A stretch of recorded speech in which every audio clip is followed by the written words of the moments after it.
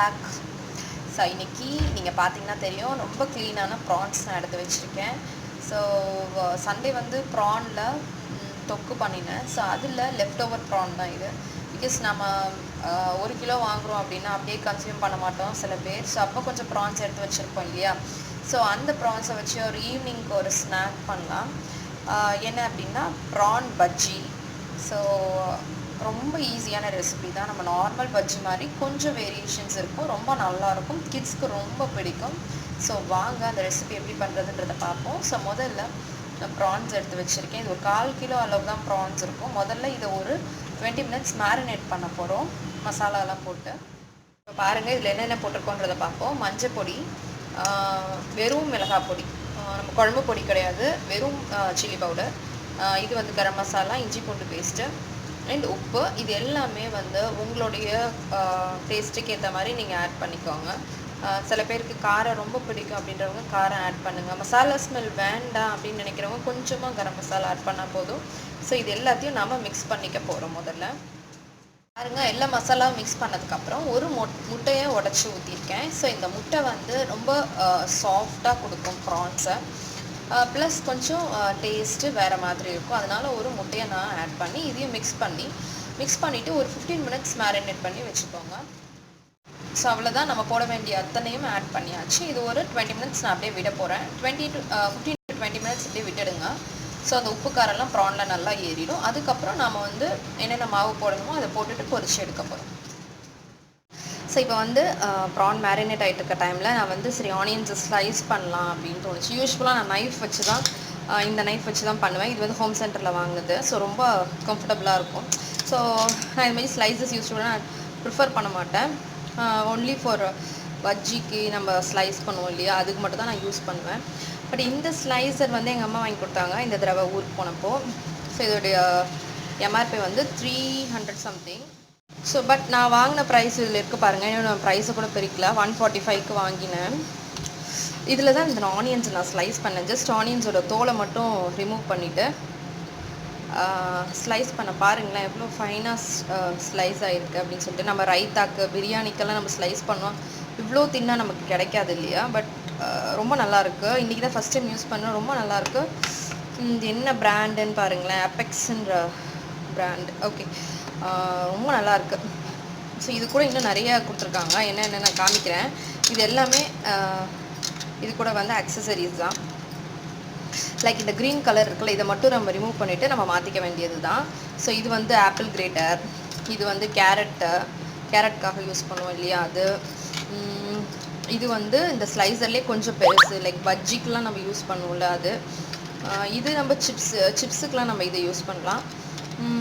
இது வந்து நம்ம வந்து ஃபிங்கர் சிப்ஸ் போடுவோம்ல பொட்டேட்டோவில், ஸோ அதோடைய இது போல இருக்குது. அண்ட் இது வந்து அந்த பொட்டேட்டோலேயே அந்த லேஸ் ஷேப்பில் வருது இல்லை, கொஞ்சம் வேவியாக இருக்குது பாருங்கள். ஸோ அதை மாதிரி. ஸோ மொத்தம் இதில் 6 அட்டாச்மெண்ட் கொடுத்துருக்காங்க. ஸோ ட்ரை பண்ணி பார்த்தா ரொம்ப நல்லா இருந்தது. சரி உங்கள்கிட்ட ஷேர் பண்ண தோணுச்சு.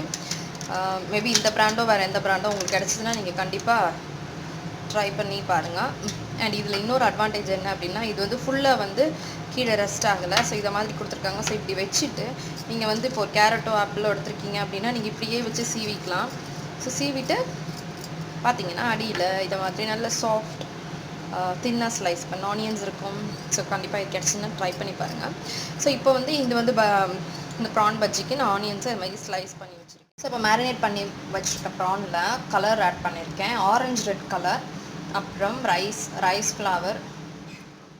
இப்போ பாருங்கள், நம்ம மேரினேட் பண்ணி வச்சுருக்க ப்ரானில் 20 மினிட்ஸ்க்கு அப்புறம் நான் ஆரஞ்சு ரெட் கலர் ஆட் பண்ணியிருக்கேன். நம்ம கேசரி கலர் இருக்கு இல்லையா, அதை ஆட் பண்ணியிருக்கேன். சும்மா ஒரு பிஞ்ச் அளவு ஆட் பண்ணுங்கள். ஸோ கலர் நல்லாயிருக்கும் இல்லையா, அதுக்காக. அப்புறம் வந்து ரைஸ் ஃப்ளவர் ஆட் பண்ணியிருக்கேன். அப்புறம் கடலை மாவு.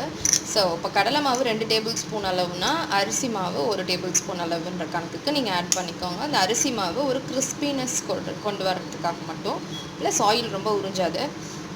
ஸோ இது எல்லாத்தையும் முதல்ல மிக்ஸ் பண்ணிக்க போகிறோம். ஸோ இப்போ இது கூடவே நான் என்ன பண்ண போகிறேன், நம்ம அந்த ஸ்லைஸ் பண்ணி வச்சுருக்கோம் இல்லையா, அந்த ஆனியன்ஸையும் ஆட் பண்ண போகிறேன். அது கூட கொஞ்சம் கொத்தமல்லி கருவேப்பிலை ஆட் பண்ணுறேன். பாருங்க, கொஞ்சமாக தண்ணி விட்டு நல்லா தலன்னு பெசரி வச்சுருக்கேன். ஸோ எப்படி இருக்குதுன்றதை காட்டுறேன் பாருங்கள். ஸோ நீங்கள் எடுத்திங்கன்னா இப்படி இருக்கணும் நல்லா.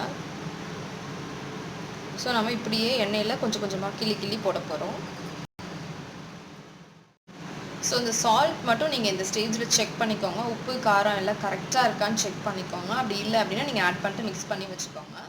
ஸோ அடுத்தது ஒரு கடாயில் எண்ணெய் விட்டுருக்கேன், சமையல் எண்ணெய். யூஸ்வலாக கடலை மாவு போட்டு நீங்கள் ஏதாவது பண்ணுறீங்க அப்படின்னா அந்த எண்ணெயை நீங்கள் ரீயூஸ் பண்ணுறப்போ அந்த கடலை மாவோட ஸ்மெல் கண்டிப்பாக இருக்கும். ஸோ அதனால் எப்பயுமே கடலை மாவு போட்டு எதாவது பண்ணுறப்போ ஆயிலை கொஞ்சம் கம்மி பண்ணி ஊற்றிக்கோங்க. ஸோ நம்ம ரீயூஸ் பண்ணுறதுக்கு கஷ்டமாயிடும். அதனால் ஸோ கம்மியாகவே நீங்கள் ஊற்றி யூஸ் பண்ணிங்கன்னா நீங்கள் அந்த ஸ்மெல் இருந்தது அப்படின்னா கூட நீங்கள் டிஸ்போஸ் பண்ணிக்கலாம் ஆயிலை.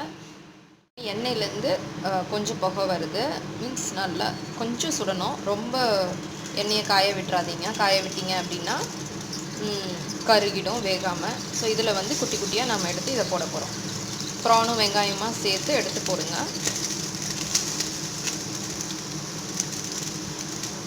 ஸோ உங்கள் கையை தெரியும்ல, நம்ம யூஸ்வலாக மெது பகோடாலாம் போடுவோம்ல, அந்த அளவுக்கு போட்டுக்கோங்க.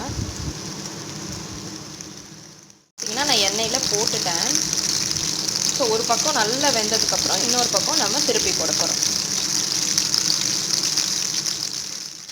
ஸோ இப்போ இன்னொரு பக்கமும் திருப்பி போட்டாச்சு. ஸோ திருப்பி போட்டுட்டு நல்லா இந்த சலசலப்பெல்லாம் கொஞ்சம் இறங்கியிருக்கு பாருங்கள்.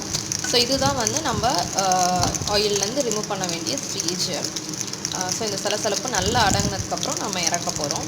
ஸோ இதில் வந்து ப்ரானை வந்து நம்ம வந்து ரா ப்ரான்ஸ் தான் ஆட் பண்ணியிருக்கிறதுனால ஸோ குக்கிங் டைம் கொஞ்சம் ஜாஸ்தியாக தான் இருக்கும். ஸோ மீடியம் ஃப்ளேம்லேயே வச்சுட்டு நல்லா குக் பண்ணுங்கள். ரொம்ப இது மாதிரி கொஞ்சம் அழகான கலரும் வரும், ப்ளஸ் ப்ரான்ஸும் நல்லா குக் ஆகிருக்கும். ஸோ இப்போ இந்த ஸ்டேஜில் நான் ரிமூவ் பண்ணுறேன் இதை. ஸோ இப்போ பாருங்கள், நம்ம பக்கோடாஸை நான் ரிமூவ் பண்ணிட்டேன். ஸோ ப்ரானில் இப்படி ஒரு ஈஸியான ஒரு பஜ்ஜி பண்ணலாம், ரொம்ப டேஸ்டியாகவும் இருக்கும். ஸோ நீங்கள் ட்ரை பண்ணி பாருங்கள். உள்ளார ப்ரான்ஸ் நல்லா வெந்திருக்கு. ஸோ யம்மியாக கிறிஸ்பியாக இருக்கும். ஸோ ப்ரான்ஸ் பிடிக்காதவங்க யாருமே இருக்க மாட்டீங்க. ஸோ கண்டிப்பாக டிஃப்ரெண்ட்டாக இதை மாதிரி ஒன்று ட்ரை பண்ணி பாருங்கள். ட்ரை பண்ணி பார்த்து எப்படி இருக்குது அப்படின்றத எனக்கு சொல்லுங்கள். தேங்க்யூ.